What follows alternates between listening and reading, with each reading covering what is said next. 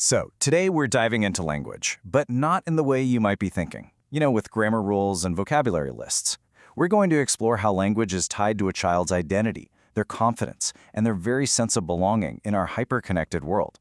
Let's jump right in. Think about this for a second. The way I speak decides my worth. It's a really dangerous idea, right? And it's one that can quietly take root in a child's mind. This belief that their accent or their word choice is somehow a measure of their value as a person can have absolutely devastating consequences. And here's the thing. When a kid starts to feel ashamed of how they talk, they just stop talking. It's not because they don't have the words. It's because they're terrified of sounding wrong. This fear can silence them in the classroom, create a deep sense of being less than, and even cut them off from their own family and heritage. Okay, so to really get what this feels like, let's step away from the theory and look at a real story. This is where you see just how high the cost of that silence can be. All right, so let me introduce you to Meghana. She's 10 years old, and she and her family moved from Bangalore in India all the way to Australia. She was a super bright, articulate kid, totally ready for a new adventure. And what's so powerful here is this split screen of her life. At home, Meghana was completely herself. She was fluent in her mother tongue, Kannada, totally comfortable speaking Indian English. She was expressive, she was confident. But at school, her world just shrank. Classmates made fun of her accent. A teacher corrected her in front of everybody. Other kids would mimic the way she spoke. The very thing she used to connect with people suddenly became a source of shame. And look how fast this happened. It's just heartbreaking.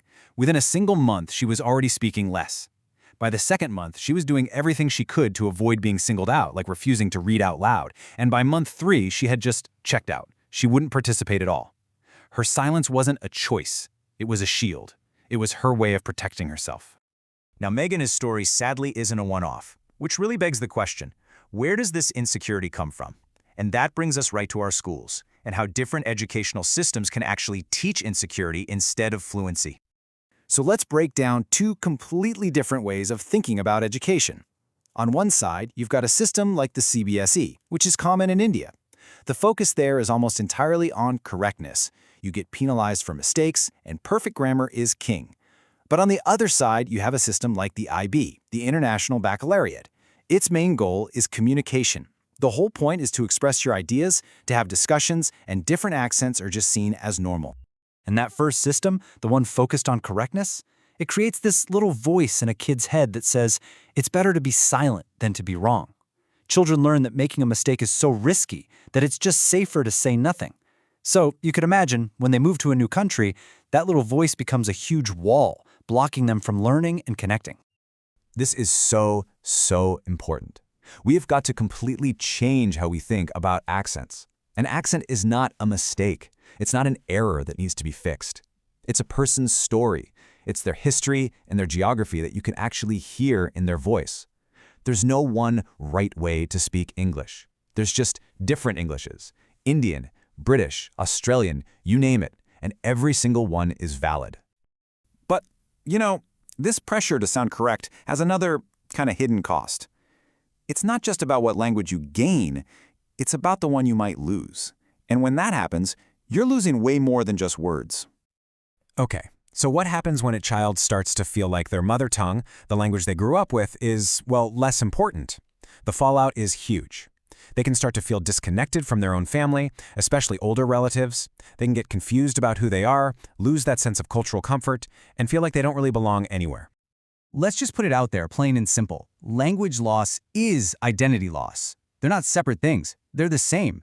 When you take away a child's first language, you're taking away a massive piece of who they are, of their story, and of their ability to express their deepest emotions. In this quote, wow, I don't know how to say this feeling in English. It just hits you, right? It perfectly captures the problem. Our mother tongues carry our memories, our inside jokes, our deepest feelings. When a child loses that language, they lose the vocabulary for their own heart, and English just can't always fill that void. So what do we do about all this? It feels like a huge problem, but there are answers. Let's get into a real, practical framework for how we, as parents and educators, can build that confidence back up. Okay, here we go. These are 8 non-negotiables, the core principles. Number 1, no accent is better than another, period.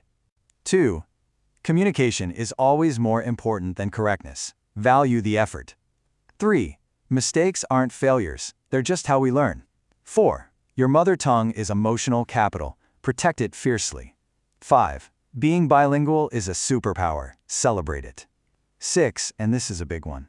If you have to make a correction, do it privately. Public shame is a confidence killer. 7. Exposure is better than drilling. Let them listen to all kinds of English. And finally, number 8. Pride starts at home. You have to model pride in your own roots. And you can actually tailor this approach, depending on where your child is coming from. If they're from a correctness-focused background like CBSE, your main job is to help them lose that fear of making mistakes. If they're from a state board, it's about building their confidence to speak up in English-dominated spaces. And if they're already fluent, maybe from an IB school, the focus shifts to protecting and deepening their connection to their mother tongue. So when you boil it all down, it's really about this. This isn't an either-or choice. English is a global bridge. It connects your child to the wider world. But their mother tongue, that's their emotional home. It's where their identity lives. To be a truly confident global citizen, your child needs both.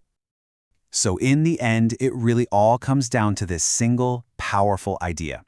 Every single child has a voice, a unique sound that's a mix of their family, their history, and their journey. The question for all of us is, how are we going to protect that voice and empower them to use it with pride and without apology?